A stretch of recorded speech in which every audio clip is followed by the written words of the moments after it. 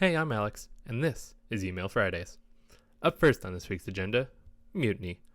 Yes, it's a takeover. I'm all alone this week, which means I'm in charge, and as my, second order of business, I've decided not to subject you all to having to look at my face. Third order of business is Email of the Week. Okay, I'm still not great at this, so just imagine there are all sorts of cool effects going on right now. Today's Email of the Week comes to us from ReturnPath. This makes sense, because they're an email company. This is just an all-around, well-composed email. Good design, good copy, adorable koala animations, really everything you could ask for. But what really caught my eye were these hover effects on the buttons. This involves sneaking a couple of CSS selectors into the attributes that don't get stripped out, like lang.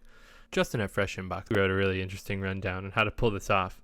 I'll put a link in the description along with the LitmusScope link to the email itself. It's pretty cool, you should check it out. Now, for this week's main topic, we're going to get a little more abstract. Instead of specific examples, we're going to talk about texture. The texture of your activation process is basically the level of gradation in someone getting your product. If you're selling, say, bicycles, you probably have a very bumpy activation path. There are several great things about bikes, and probably even more about your bikes, but there's not necessarily an obvious order in which you need to present these things to potential customers for them to really get it. If you're selling bikes as a service, on the other hand, you have a slightly different task in front of you. You have to establish a relationship with people, which requires each step to build on the one before it. New users have to learn how the stations work, they have to get used to the bikes themselves, and they have to develop a map in their heads of bike availability that's detailed enough to actually plan travel around. So what does this have to do with email? Well, let's go to some illustrations. If you have a bumpy activation path, that's pretty uncomfortable. Who likes a bumpy path?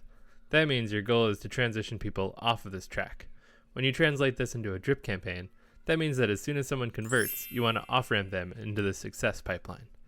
But if you have a smooth activation path, you just want them to stay the course. You're just trying to give little boosts along the way.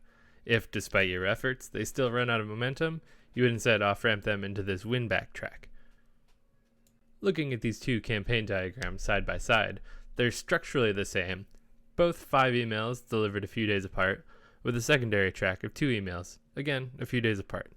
But the specifics are different. In the bumpy path, you only change tracks on a conversion, say adding a bike to your cart. The secondary path is the goal. In the smooth path, however, your strategy is a longer investment of smaller demands. In each individual email, all you're looking for is an open, some sign of continued interest.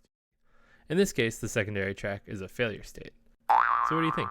Is your activation path bumpy or smooth? Should we let Matt back on the show? Do you miss our smiling faces and absurdly orange couch? Should I rewrite the whole episode with more peanut butter jokes?